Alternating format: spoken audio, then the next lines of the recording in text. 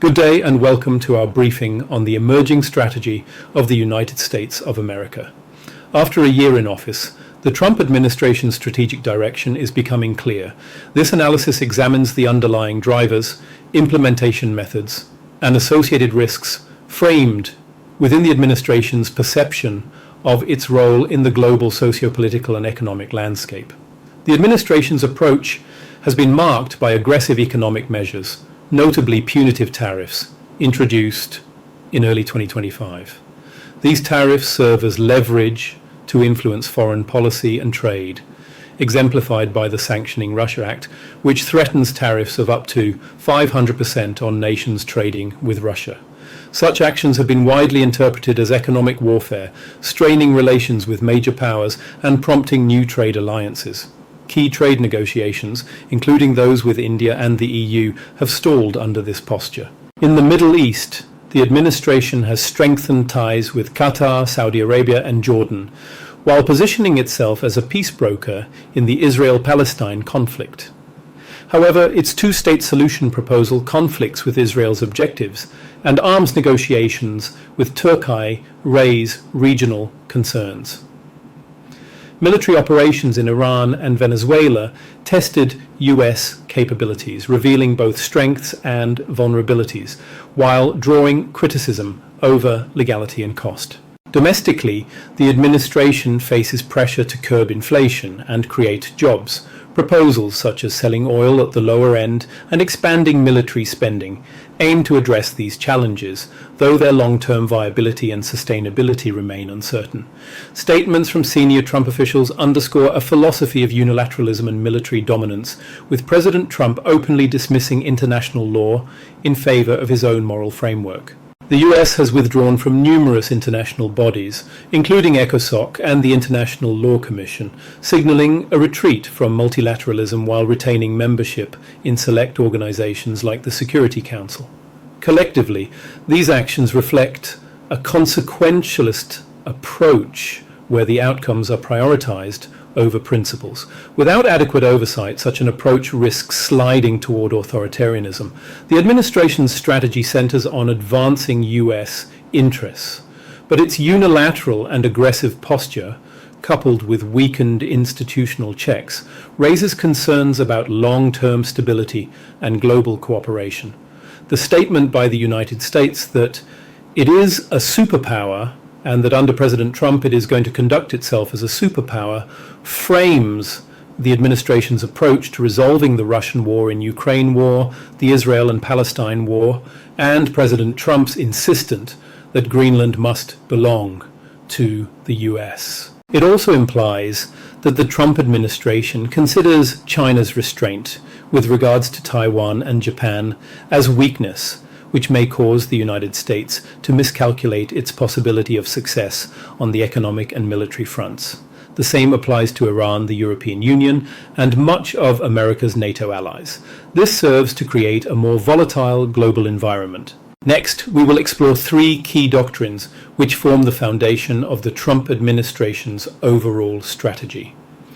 To start, let's consider the administration's military doctrine as it emerges from US actions and Trump administration statements, notably its interventions in Venezuela, disputes over Russian oil tankers, and threats towards sovereign states.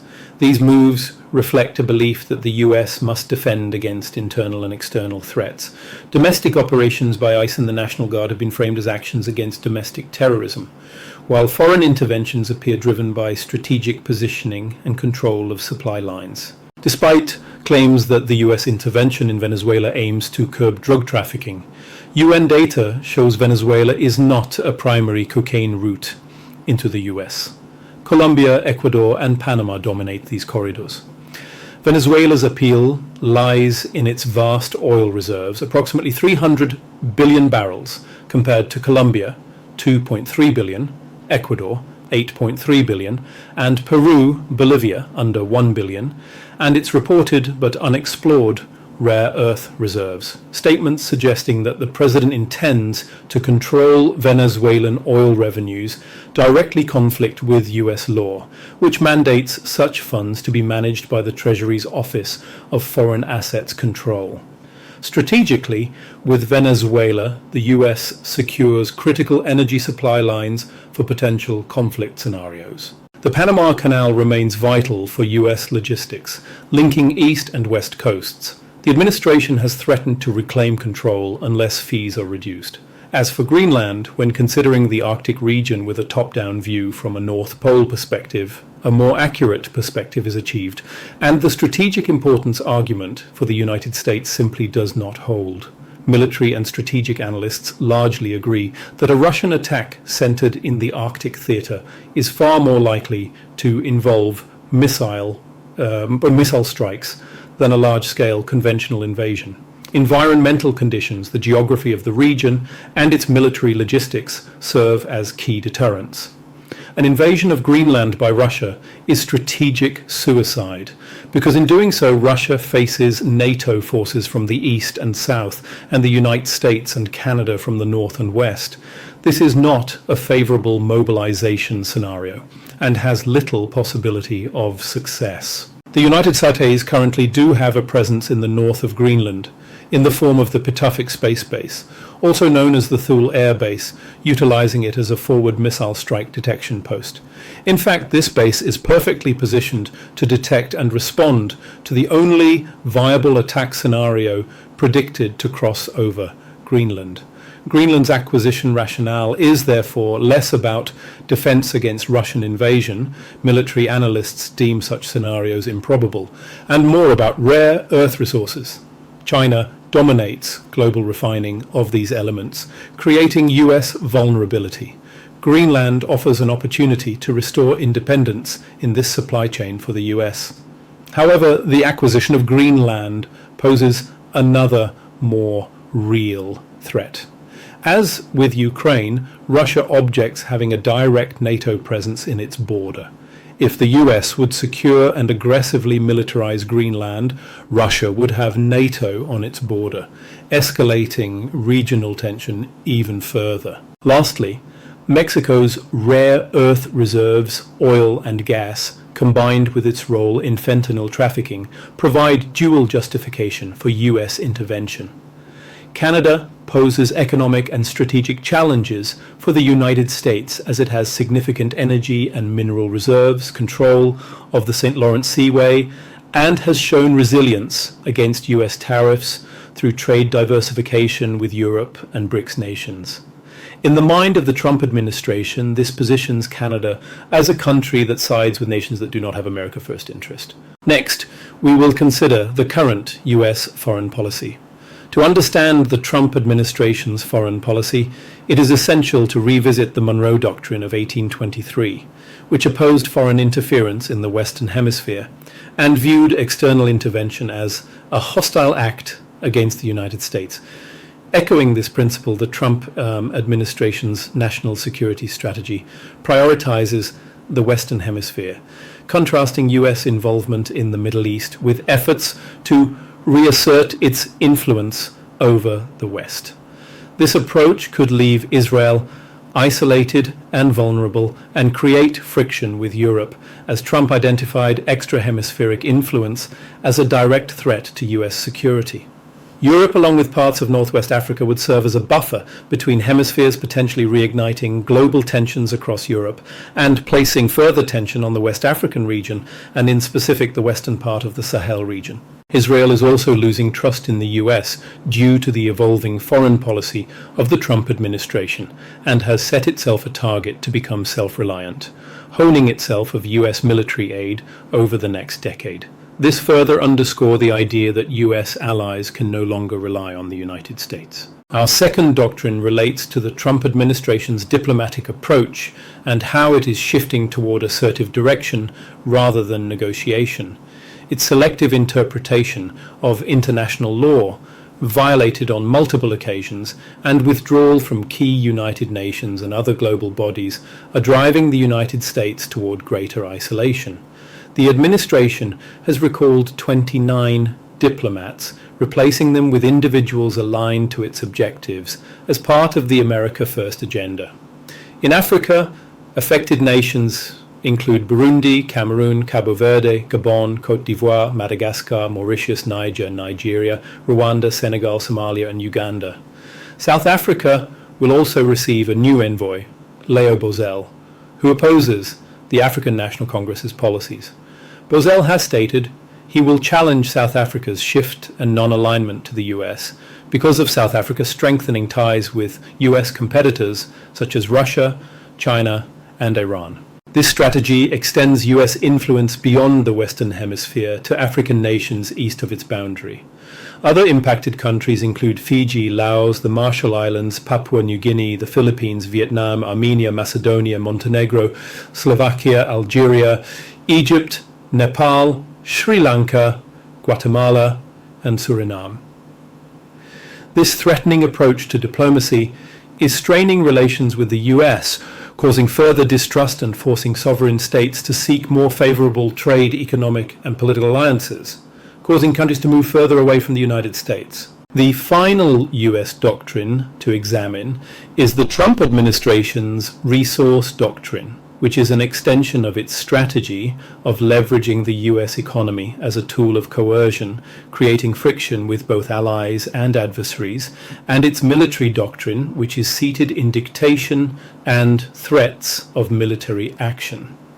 This approach is accelerating the formation of new alliances, further deepening global divisions. Closely linked to military, diplomatic, and foreign policy objectives, the doctrine also aligns with elements of the Monroe Doctrine to secure regional autonomy and domination for the United States. However, its rigid unilateral demands risk further isolating the US politically and economically. The collective effect of these doctrines and the Trump administration's chosen diplomacy is creating several strategic flashpoints as the US pursues Western Hemisphere dominance under the Trump administration. Firstly, the BRICS bloc poses a significant challenge, with its combined economy rivaling that of the US at $31 trillion. BRICS accounts for 24% of global trade and remains critical to the US economy for as long as transactions remain dollar-based. However, ongoing de-dollarization efforts threaten US economic stability. This pressure explains US efforts to influence smaller BRICS economies. The euro's introduction demonstrated the impact of reducing reliance on the dollar, and BRICS could amplify this effect. Secondly, the administration's aggressive pursuit of strategic resources and control of key logistics corridors risks destabilizing South America and Africa. US withdrawal from aid programs like USAID creates vacuums increasingly filled by Russia and China, the very powers the US seeks to counter. Globalization makes such binary geopolitical strategies impractical, highlighting a key difference from Monroe-era policies. This fuels greater instability and has the potential to impact negatively on the global geopolitical and socio-economic landscape with supply chain disruptions, creating economic volatility and increasing tension along established logistic corridors with a possibility of military escalation. Thirdly, tensions with NATO over Greenland present dual risks. US attempts to acquire Greenland, whether by force or economically, face strong European opposition fueled by eroding trust. Any hostile move could trigger conflict with NATO. Meanwhile, divisions within NATO create opportunities for Russia to mobilize and deploy assets offensively. And finally, the administration's survival hinges on the US midterm elections. President Trump has acknowledged that losing the midterms could lead to his removal, with approval ratings down 17% following the Venezuela operation, sitting currently at 39%. Winning seems unlikely. While cancelling elections is beyond presidential authority, measures such as declaring a national emergency or challenging the census could frustrate the process, causing further volatility within the US. There are also some residual risks which relates to the shifts in US foreign policy, prioritizing domestic concerns and reducing Middle East engagement. This may leave Israel vulnerable, potentially prompting aggressive actions from Israel, or an opportunistic neighbour which could further destabilise the region. The administration's perception of being under siege fosters isolation, creating openings for adversaries in Europe, the Middle East and Africa. And finally, while some ideological similarities exist between South Africa's right-wing factions and the Trump administration, they should not be mistaken for direct support. A destabilized South Africa benefits US interests by limiting its influence within BRICS, the G20 and the United Nations. And any support from the Trump administration must be viewed within the context of the America First objective. Thank you for supporting us by watching this video. Our team tracks emerging political, social, terror and military risks across the globe and provide clients with proactive contextual threat analysis, risk event alerts and emergency response intelligence and coordination. This ensures the safety of staff, travelers and the organization's high-value assets. You are welcome to reach out to our business development team to discuss how we may assist your organization.